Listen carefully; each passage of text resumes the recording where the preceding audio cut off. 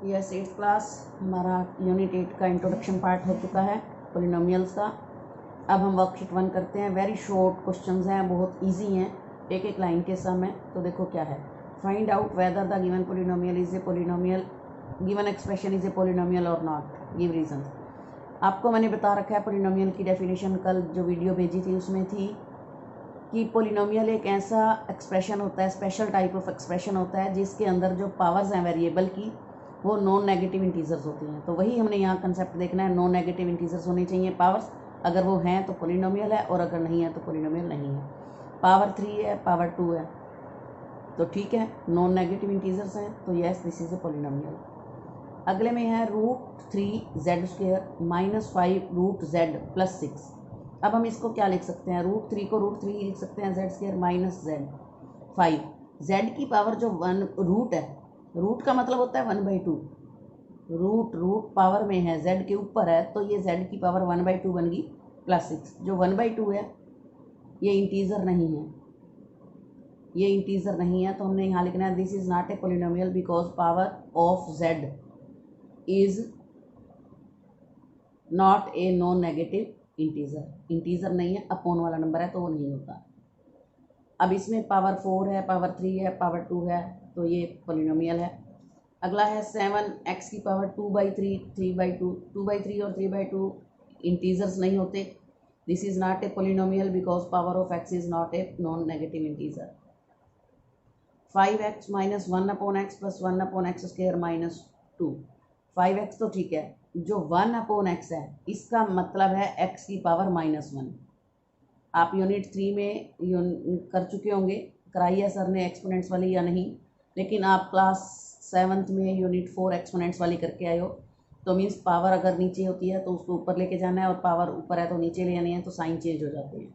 अब मैं अगर x को ऊपर लेके जाती हूँ तो पावर यहाँ पर 1 थी तो ऊपर जाके -1 हो जाएगी, यहाँ पावर 2 है तो वो -2 हो जाएगी, -2। अब ये पावर नेगेटिव आ गई, जबकि हम कह रहे थे नॉन नेगेटिव होनी चाहिए, तो हम कहेंगे no this is not a polynomial because power of x is not a non negative integer.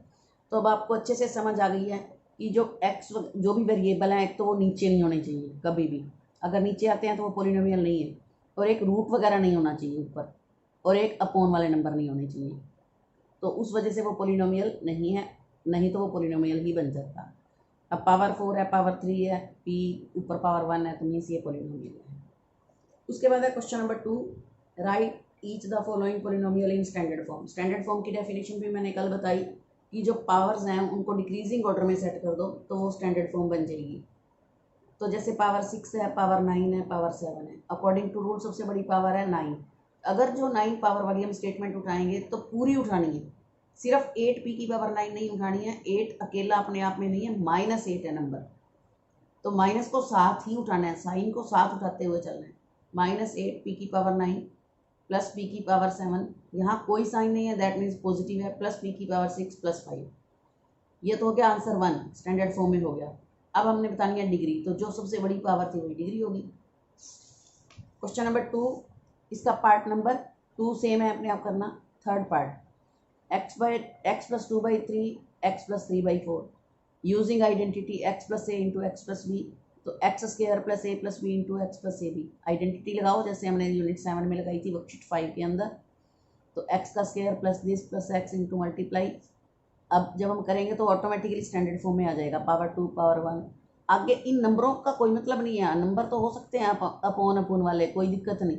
Powers का मतलब है, जो पोलिनोमियल की डेफिनेशन है वो पावर्स को लेके चलते हैं, तो यहाँ पर डिग्री हो गई 2।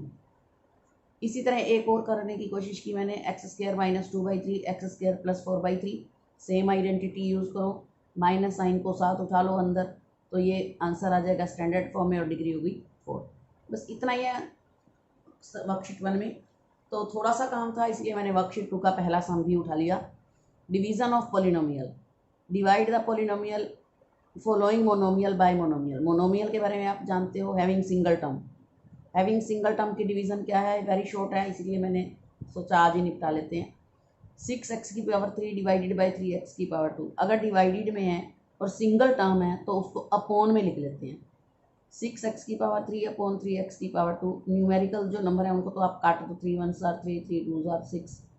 और जो पावर्स हैं, पावर जो है डिवीज़न में सब्ट्रैक्ट होती हैं, ये भी आप सीख के आए हो यूनिट 4 में क्लास 7 के अंदर, कि अगर नीचे से पावर ऊपर जाएगी तो सब्ट्रैक्ट हो जाएगी। तो 3 में से 2 गया 1, पावर 1 लगाओ या ना लगाओ, और 2 रेज टू पावर x, और ये कहाँ से आया, a raise to power m minus a raise divided by raise to power n जो है वो m माइनस n होता है। ये आपने रूल याद कर लिया, लॉ था एक्सपोनेंट का, ये आपने 7th क्लास में कर लिया था कि डिवाइडेड में सब्ट्रैक्ट होता है, मल्टीप्लाई में ऐड होते हैं, पावर के ऊपर पावर है तो मल्टीप्लाई होते हैं। सेम ईयर माइनस से माइनस थोड़ा टेढ़ा करके काटना है, उसको प्लस मत बना देना, टेढ़े से काट दो। 7 5 ज़ारा 4 में से 3 पावर चली गई, x की पावर 1 बच गया जिसको हम 5x लिख देंगे, -5z की पावर 2 बाय √5z।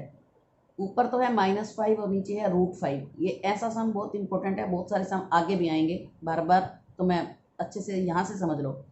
एक जगह नंबर पे रूट है और एक जगह पे रूट नहीं है, अब हमने उसको काटना है, तो जो जिस पे रूट नहीं है उसको आप 2 बार रूट बना लो, √5 इंटू √5।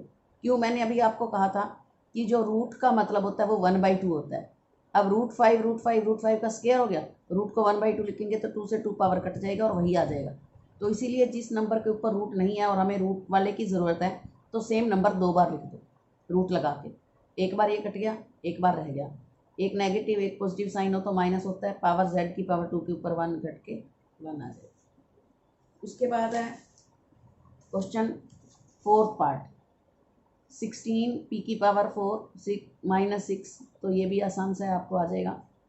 4√2, ये भी √2 से √2 कट गया, सिंपल था। एक अपोन वाला है 3/4 p², 4/3, अपोन के नीचे अपोन है, आपको पता है ऊपर वाला नंबर एज इट इज़ 3/4 और नीचे वाला जब ऊपर जाएगा तो मल्टीप्लाई हो जाएगा। p की पावर 2 में से 2 गया, p की पावर 0, और p की पावर 0 हो, q की पावर 0 हो, x की पावर 0 हो, उसका मतलब होता है 1। ये भी क्लास 7th में आपने पढ़ चुका। और any non zero rational number x raise to power 0 is 1, तो वो प्रॉपर्टी, वो लॉ हमने यूज़ कर लिया कि जो p की पावर 0 है उसको हम 1 लिख सकते हैं, एंड दिस इज़। सो जितने सब मैंने कराए हैं उतने आप अपनी कॉपी में करो, यूनिट 4 को टाइम टू टाइम रिवाइज करो, 7 को करो, यही आपके यूनिट टेस्ट का सिलेबस है। साथ साथ रिवीजन भी करेंगे, कल देखते हैं, एक टेस्ट बनाऊंगी, अभी आज इतना ही रखो। So thank you, have a nice day.